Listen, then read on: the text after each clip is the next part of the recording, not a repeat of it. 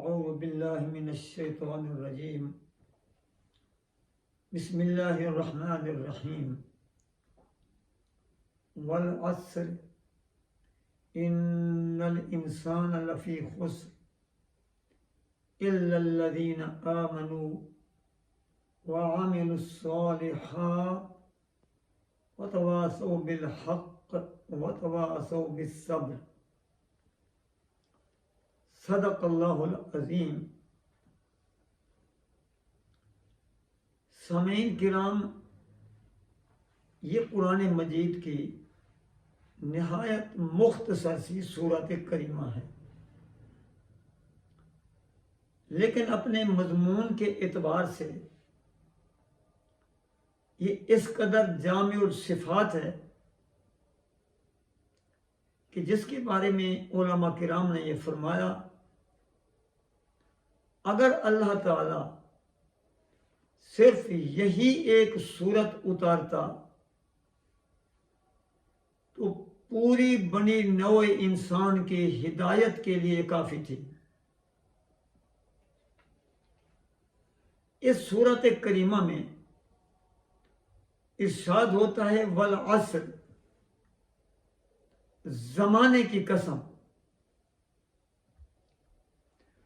زمانہ جس کو عربی زبان میں دہر بھی کہا گیا ہے،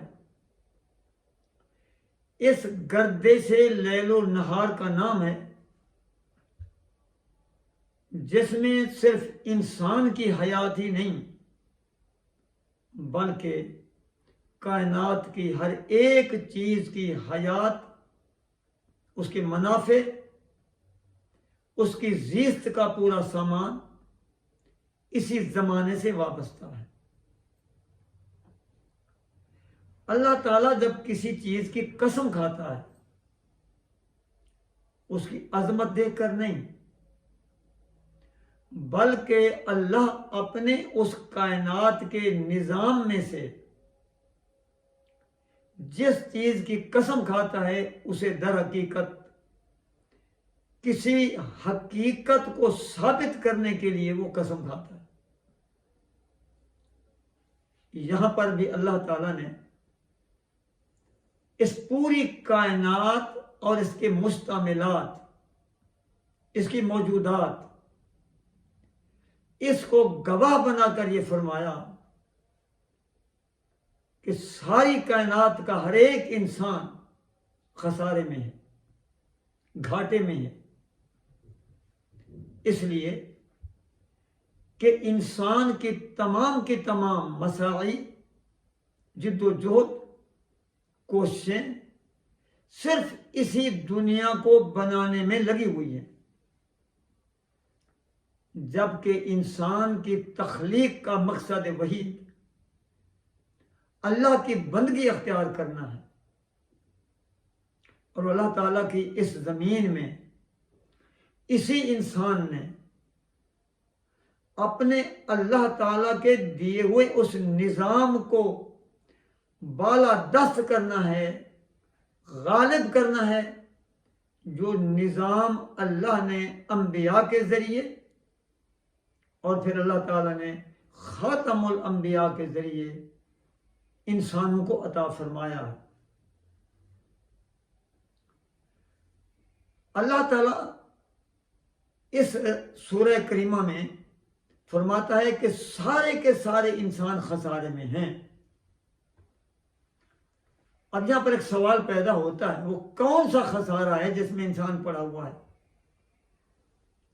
تو اللہ تعالیٰ نے اس کائنات کو گواہ بنایا. گردش لیل و نہار میں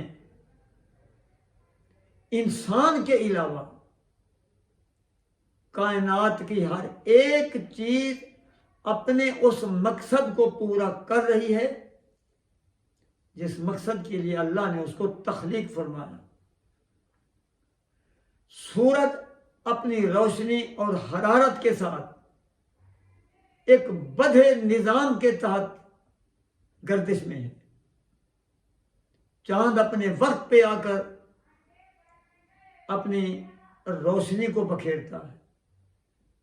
ہوائیں یہ بادل، یہ پورے کا پورا نظام، یہ پہاڑ، یہ دریا، یہ سمندر، اور پھر جتنی جاندار یا بے جان مخلوقات ہیں، اللہ نے جس جس مقصد کے لیے کسی چیز کو تخلیق کیا ہے وہ اپنا مقصد حیات پورا کر رہی ہے۔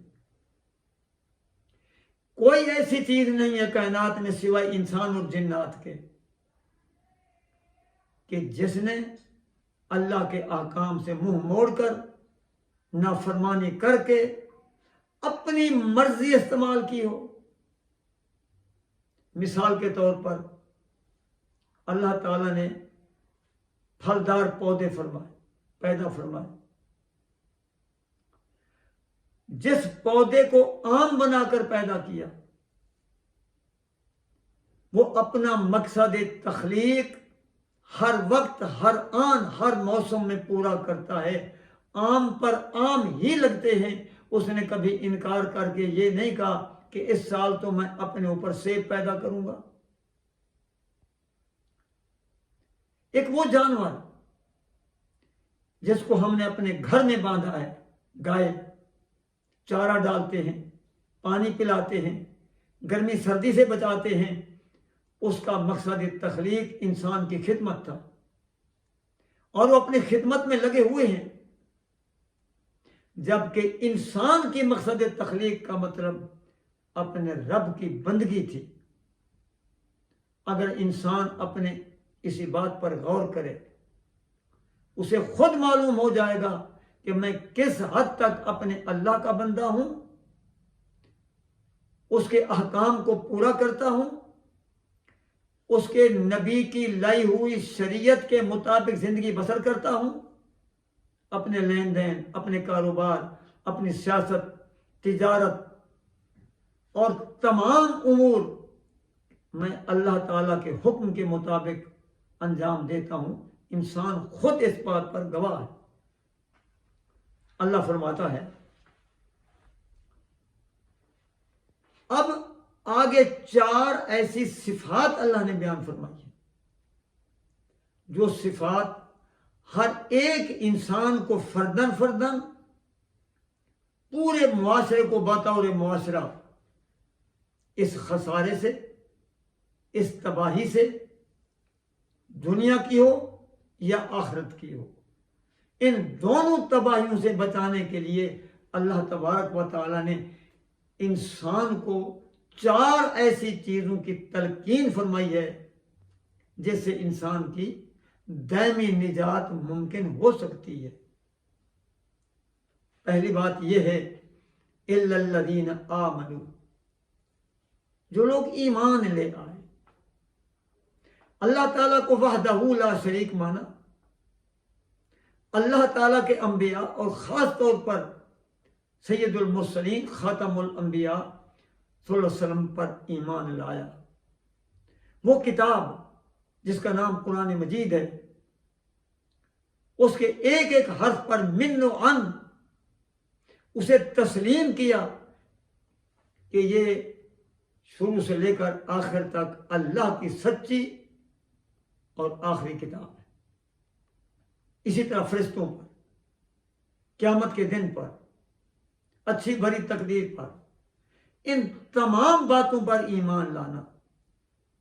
اگر اس کو میں مختصر بیان کروں تو ان الفاظ میں کہہ سکتا ہوں، ایمان لانے کا مطلب یہ ہے کہ اللہ نے اپنے نبی صلی اللہ علیہ وسلم کے ذریعے سے ہمیں جو ہدایت نامہ عطا کیا ہے، اس ہدایت نامے پر من و ان عمل کرنا انفرادی طور پر بھی، اجتماعی طور پر بھی، گھر میں، بازار میں، کچہریوں میں،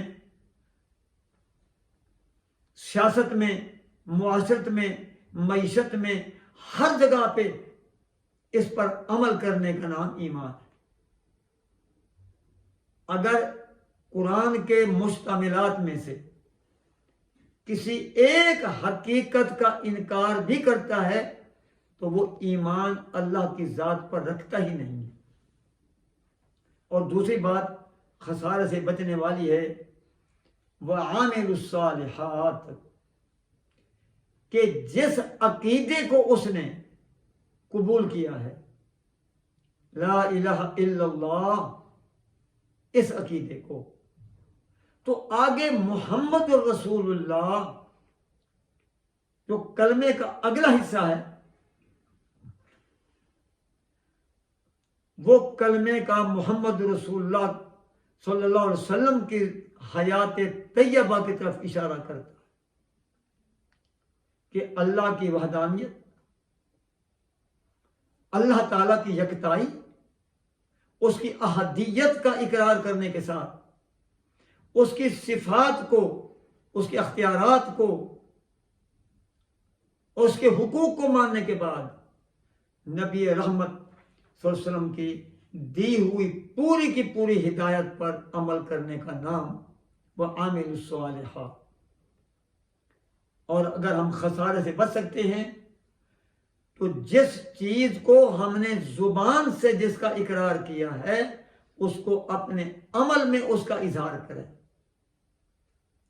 اور تیسری بات ہے وتواصوا بالحق، کہ اس کی تلقین، اس کی نصیحت، اس کا وعظ،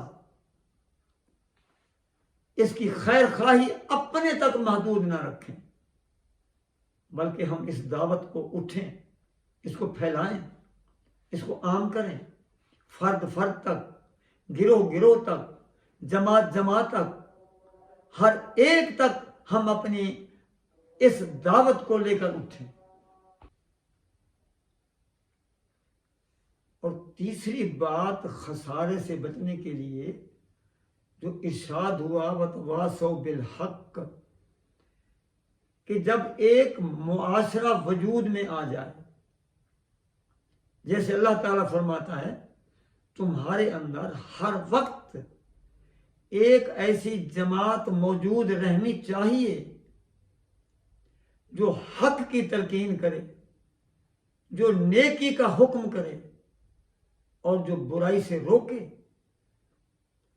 تاکہ اس تلقین بالحق سے افراد جمع ہو کر ایک نیک صالح معاشرے کو تشکیل دیں۔ جب تک ہم ایک دوسرے کو اس کی تلقین نہیں کریں گے تب تک یہ معاشرہ ابتری کا شکار رہے گا۔ سورہ لقمان کے اندر جب حضرت لقمان رحمت اللہ علیہ اپنے بیٹے کو نصیحت فرما رہے تھے، فرمایا یا بنیا، میرے پیارے بیٹے، اقم الصلاۃ، پہلی بات یہ ہے کہ عملی طور پر نماز قائم کر، عملی طور پر دکھا کہ میں اللہ کا ایک فرما بردار بندہ ہوں۔ وَأْمُرْ بِالْمَعْرُوفِ، پھر تو نیکی کا حکم کرتا رہے،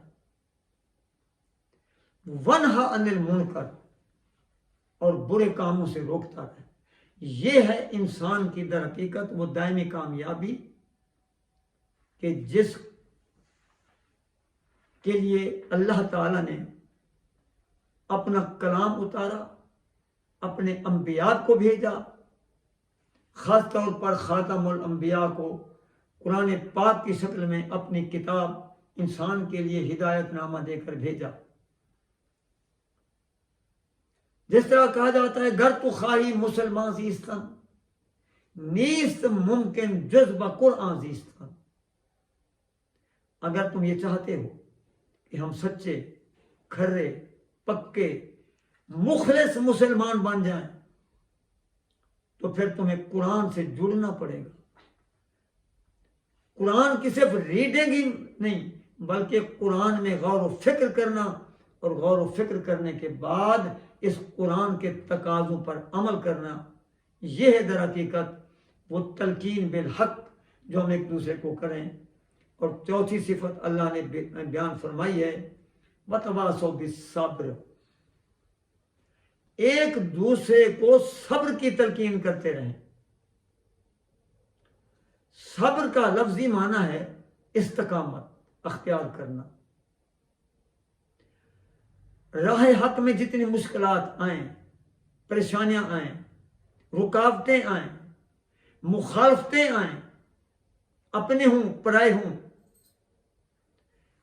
کوئی کیسی مخالفت سامنے آ جائے، بندہ مومن اس مخالفت کو، تکلیف کو دیکھ کر قدم پیچھے نہ ہٹائے، بلکہ پوری استقامت کے ساتھ، دل جمی کے ساتھ، ڈٹ کر، ہمت اور جرت کے ساتھ اپنے راستے کو آگے صاف کرتا چلا جائے، اسی راستے کا راہی رہے، اسی میں جان کھپائے.